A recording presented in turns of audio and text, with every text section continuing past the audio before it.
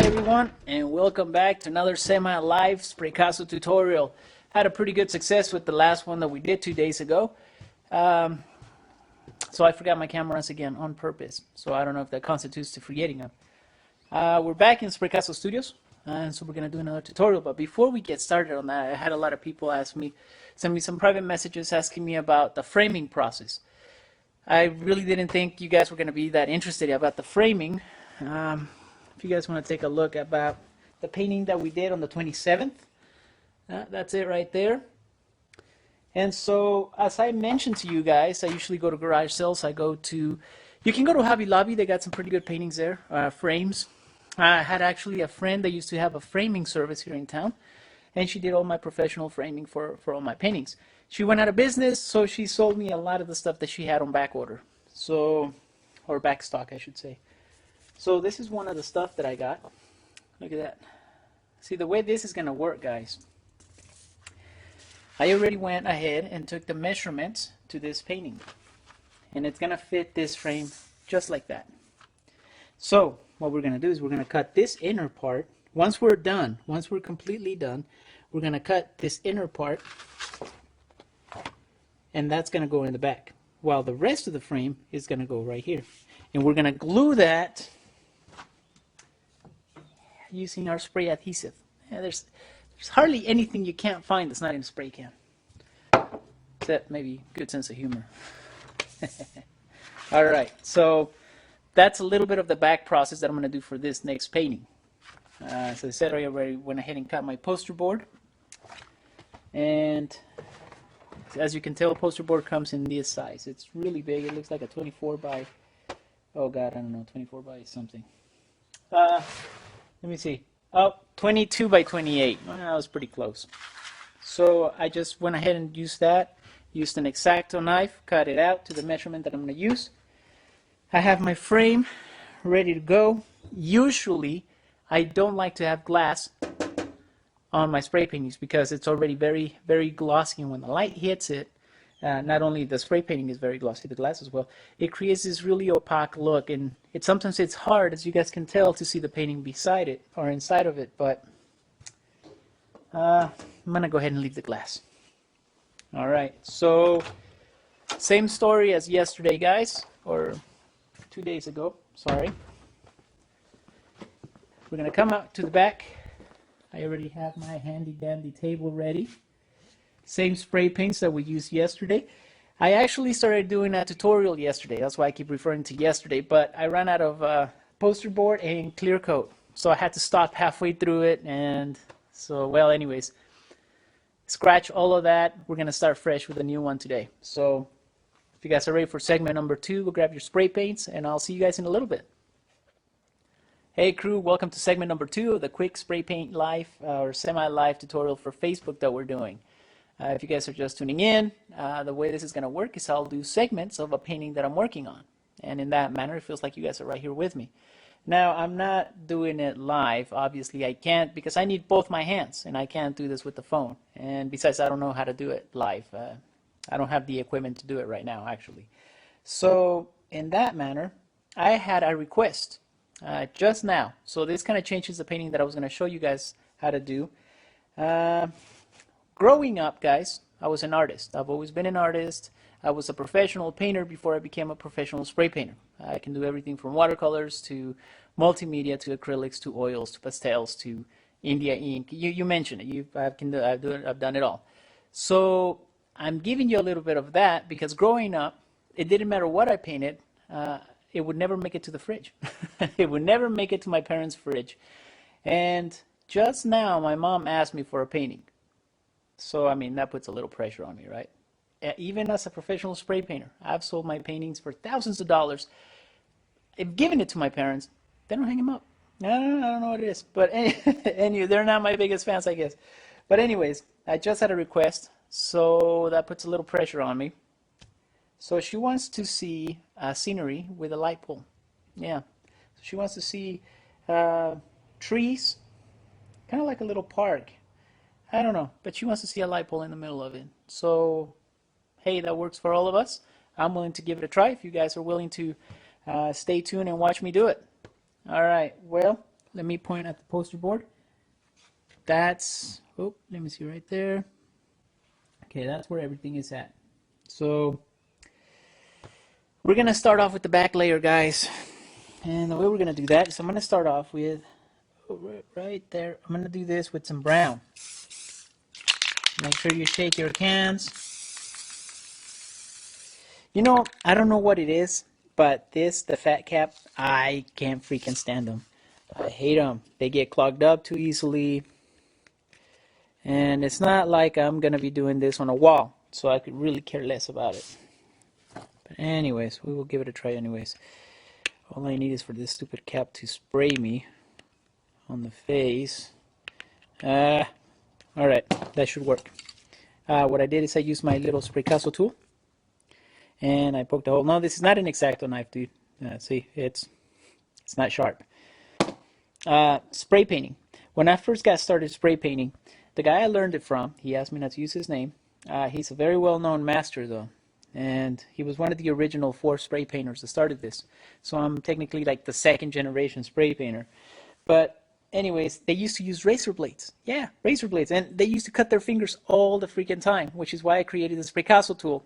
Has the same effect, just not sharp. Won't cut you up.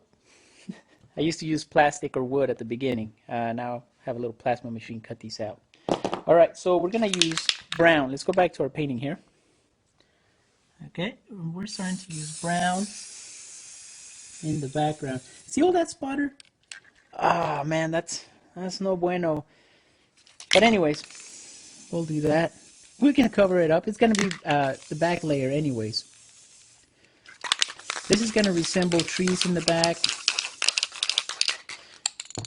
Alright guys, I'm going to work on this back layer, maybe unclog the tip a little bit, and then we'll come back to segment number 3. I'll see you guys here in a little bit. Alright guys, welcome back to segment number 3. I went ahead and I had to work on the background a little bit. As you can tell, I have a couple of cans that have the fat cap. And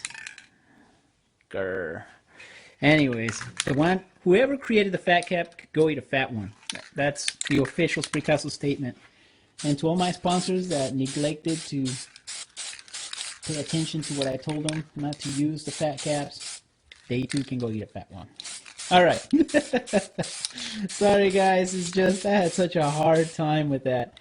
Here's the idea behind this background. Went ahead and added some brown, right, all the way in the back. Then I added some orange. Now I'm going to have, well, my idea is to have the light pole right here. Somewhere like right there where that dot is, up. And so it's going to be illuminating this whole area. So I want some of that yellow to be in the background as well. Now, the red, I was thinking about doing a transitional from black. I haven't decided yet. We'll see as the painting develops. You can never really quite have an idea of a painting in mind because it will always change. So I can tell you what I want it to look like. Doesn't necessarily it'll look that way, you know. Some mistakes will happen. Maybe I'll drop something on it and it'll look like a rock and I'll like it and I'll go with it. Or I'll decide, you know what, I didn't think about a rock, it looks good with a rock. So it changes as you go along. Alright, so getting back to this. This is going to be darker because the light source is here. So I'm using my black. Oh, yeah. I think this is called Color Place. You can buy that at Walmart.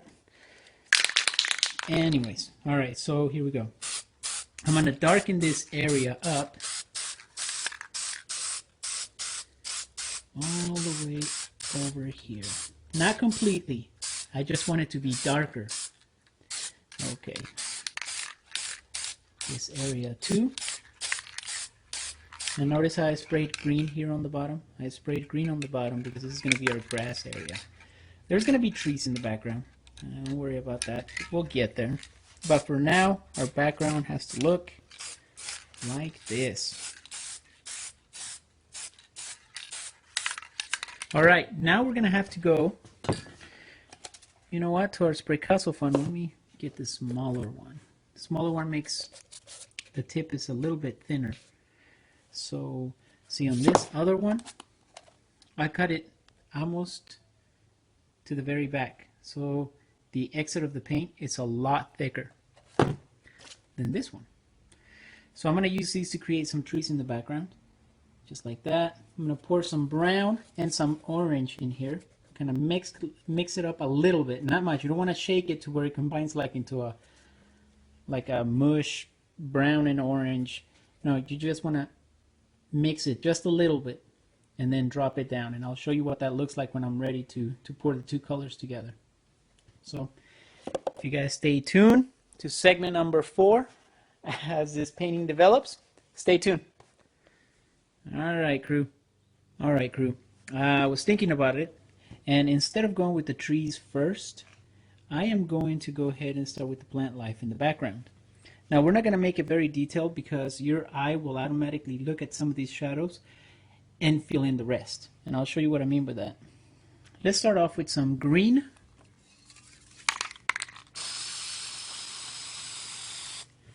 And a little bit of black so that it gives us a dark green. Just like that. Yeah, this looks pretty good. All right, let's see what it's going to look like. Yeah, that looks pretty good. I like it. I can work with it. All right, so we tap back into it. We go here, and you put the camera in an angle where the light doesn't shine as much. We'll come in here. Just add some little spots. I'm going to top off here in the distance because I think it's too much paint.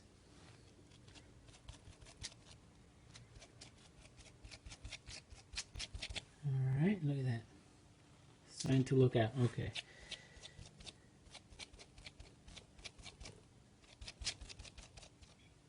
Alright, a little bit more. Let's add some. See, that kind of it's taking shape of a bush. You see that? We'll add some right here.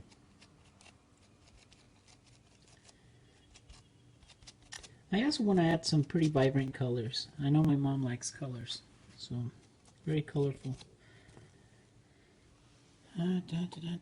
Okay, and see, sometimes it takes a little while. You have to step back to kind of see what you're doing, how the bushes are taking form. I'm going to top off here in the distance. Let's see. Yeah, it's looking good. I like it. Now notice I am not covering the entire area with bushes, just a little bit, just like this. Let's see, you can add some right here in the background.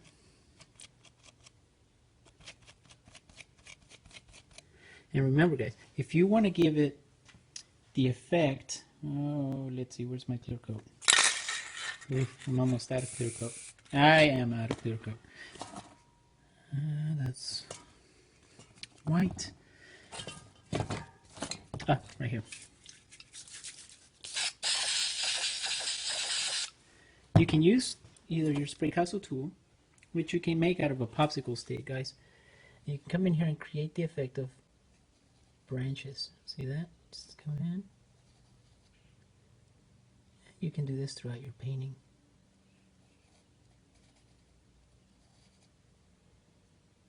See that? This actually works pretty good when you do it in the darker areas too. And then you can always come back. Oopsie.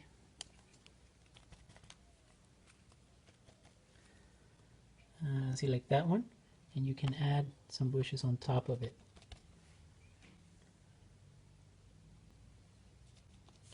Alright guys, so I'm going to do this throughout my painting. I'm going to create more some more bushes here, maybe a tree in the background, and yeah, this is starting to turn out. So far, you guys with me? Not too bad, huh? Okay, so stay tuned as we go into segment number 5. Alright crew, so this is what I've done so far, just random bushes here in the background. See that? That's going to give us our background plant life. Now don't mind the light. I know sometimes it can be a little annoying, but we can work with it. I went ahead and I put some orange and brown inside just now. So look, that's it. That's all the mixing that's going to happen. All right, so we're going to put some trees here in the background.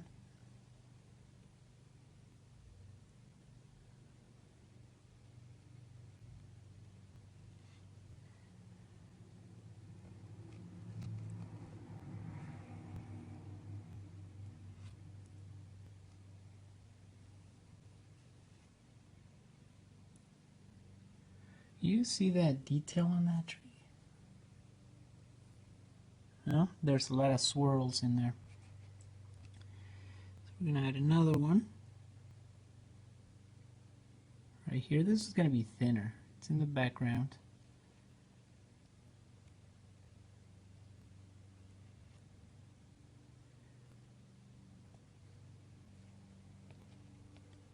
Maybe, let's move some of these cans out of the way.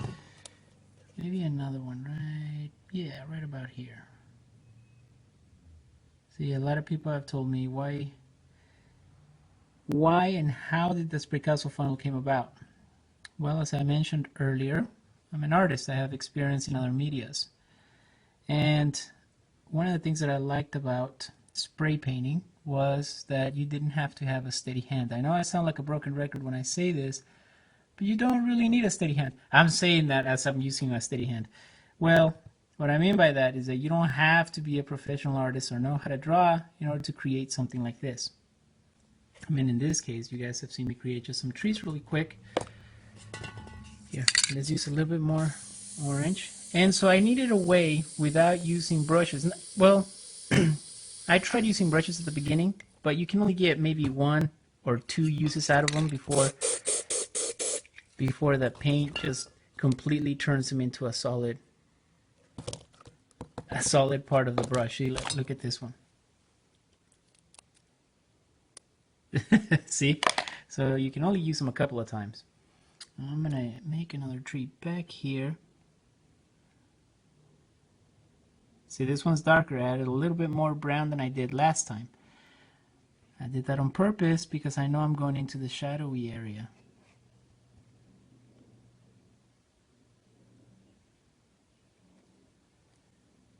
Take a look at that. You can make a thicker tree if you want.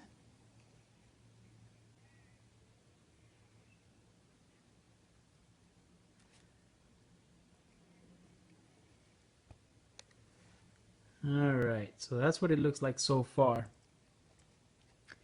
I'm going to add a couple more trees.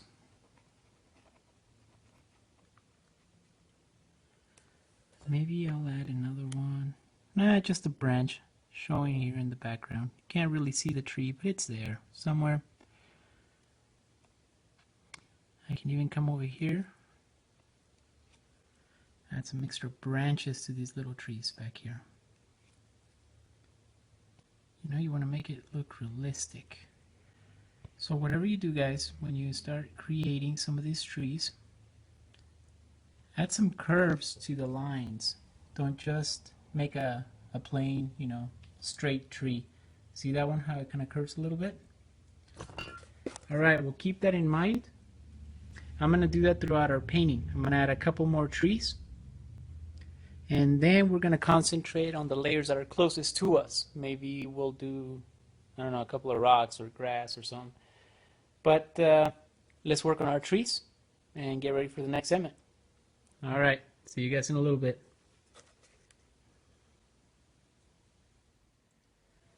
All right, crew. Welcome back to another segment of our semi-live spray paint tutorial.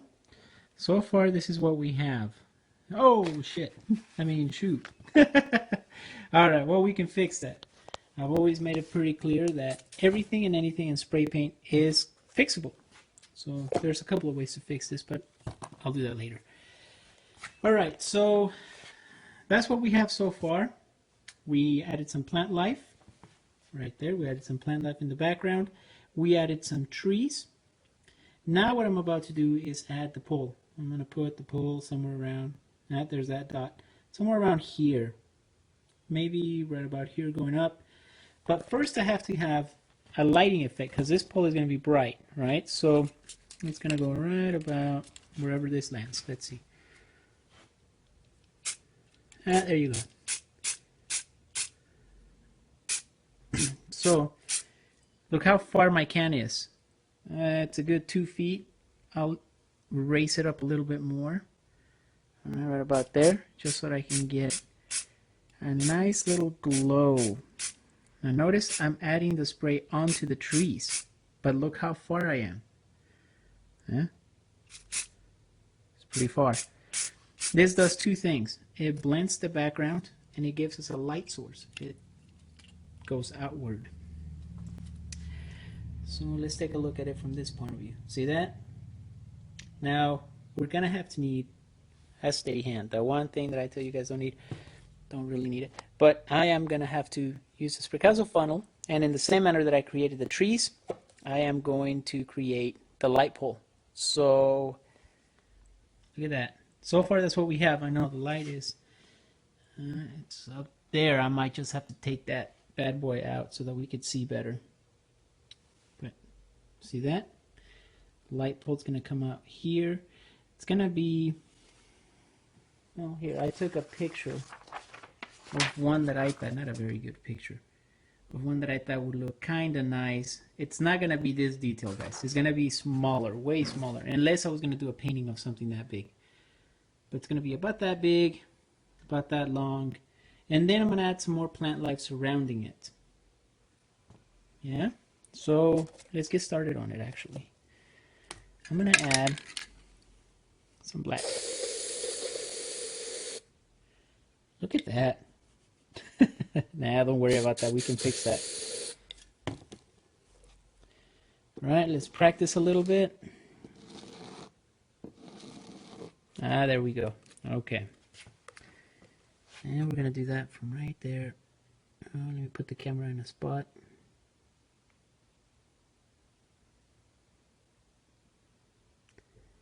Somewhere there.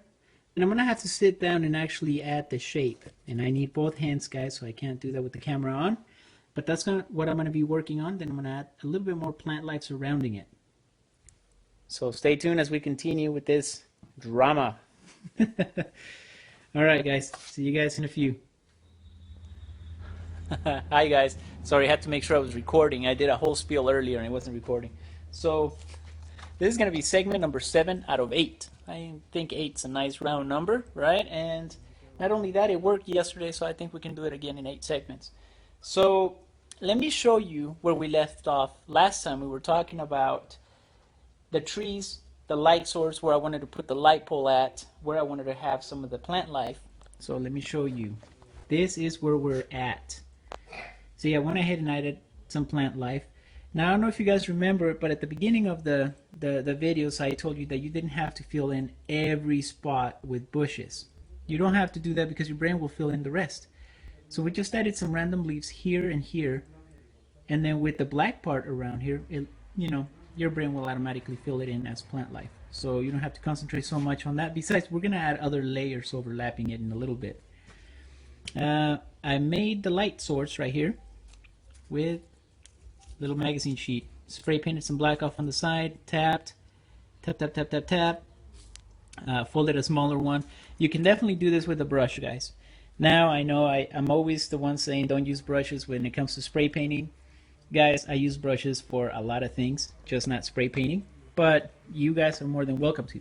Every time I use brushes, look, they turn like really hard. They're like plastic. So use the cheap ones. Don't use any brand name or any good ones. Went ahead and added the light source. Spray painted a little bit of yellow on top of it, and I'll show you how I did that. Just like that. Not enough to cover it, but enough to give it a glowing effect, see?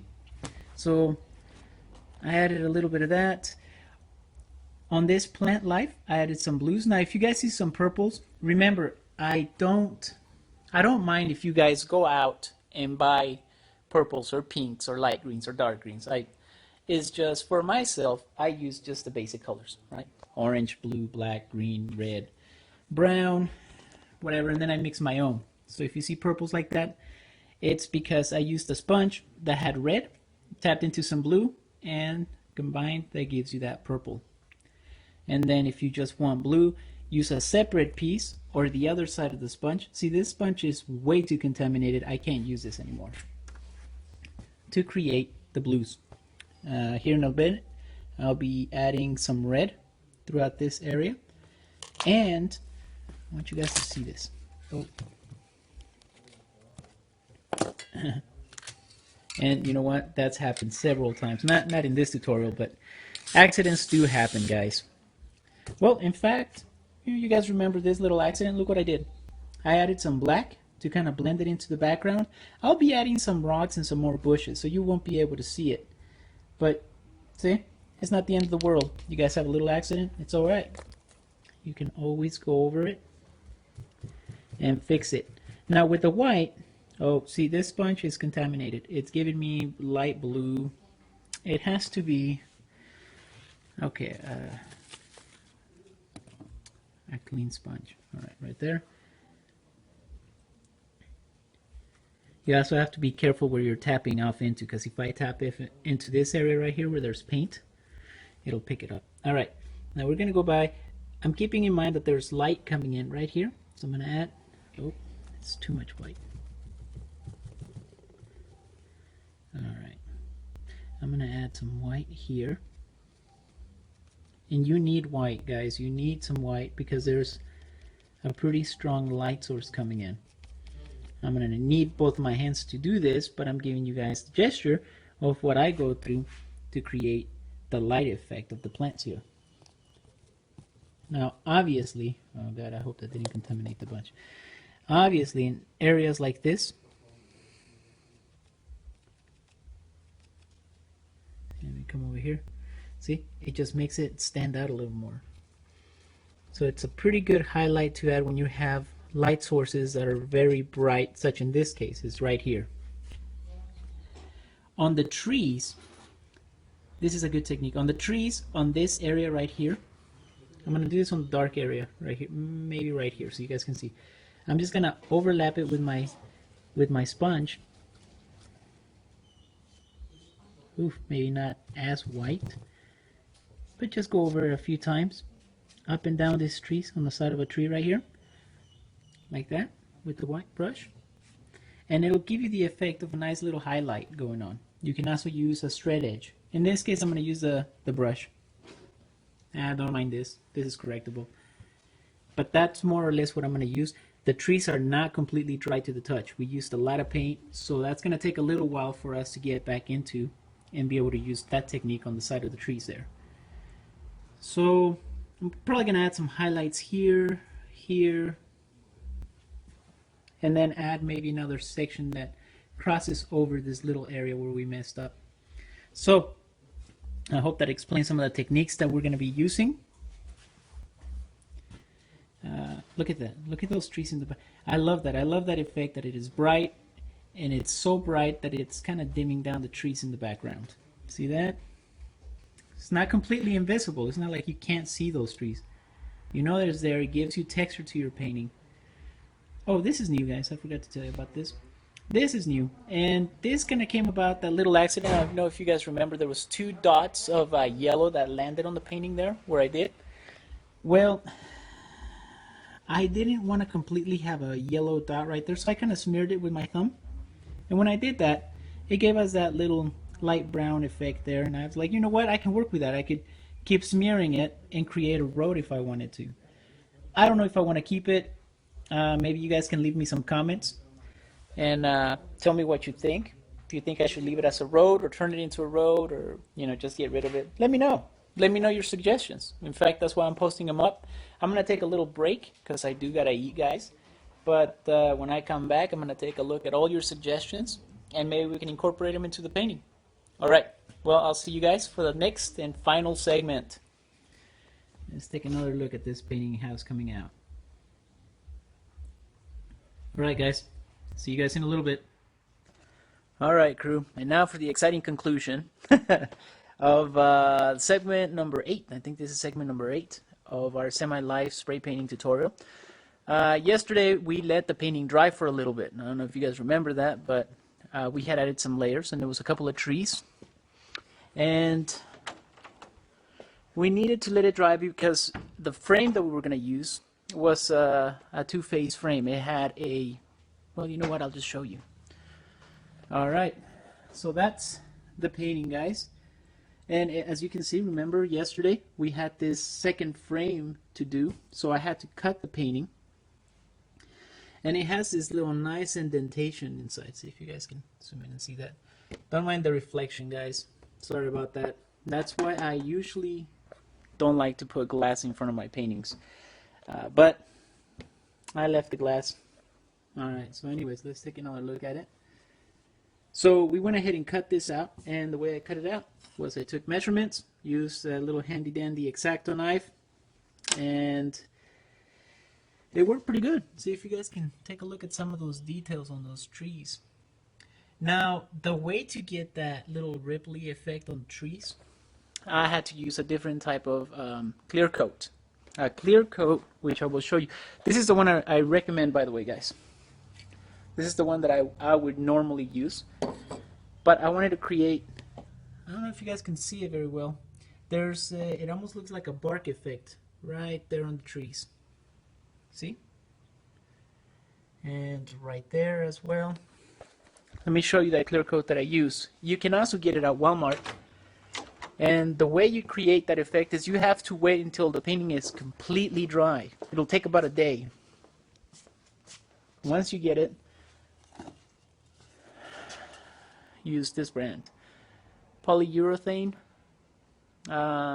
Min-Max. Anyways, that's the one that I use. And it does that every time.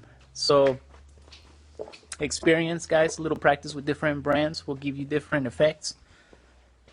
And so I knew it was going to do that, so I added a little bit of clear coat on top of it. Now you don't want to soak the thing, because if you do that, it's going to shrivel up the paint and it's going to fall off. Literally, it's weird. So you just add a thin layer and it'll give you something like that. So anyways, I hope you guys have enjoyed today's tutorial.